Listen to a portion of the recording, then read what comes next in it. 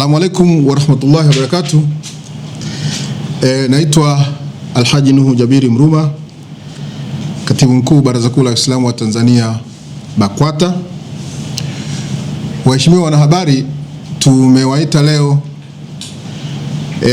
kueleza lile ambalo limetokea katika Mahakama Kuu leo. Kama mnavyokumbuka, huko nyuma kulikuwa na kesi ya Waislamu 12 walioishitaki serikali na mamlaka zake za serikali. Walimshtaki msajili wa jumuiya Wizara ya Mambo ya Ndani, walimshtaki kabidhi wasii mkuu Rita Administrator General, walimshtaki mwanasheria mkuu wa serikali.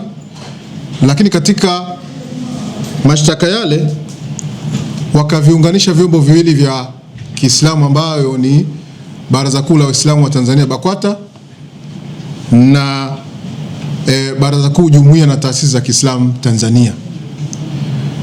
Madai yao yalikuwa ni madai mbalimbali ambayo hapa leo niko na wakili msomi mwanasheria mkuu wa BAKWATA ambaye alikuwa anahudhuria kesi hizo, na hata leo alikuwepo katika hukumu ambayo imetolewa katika Mahakama Kuu. Kwa hiyo ataeleza ile hukumu ilivyotolewa, ambayo ilikuwa ni kesi namba ya kikatiba namba 2763/2024. Nimeona nitoe maelezo ya awali, na tumeona tuwaite waandishi wa habari tuwape maelezo ya kueleza nini kilichokuwepo na nini kimetokea.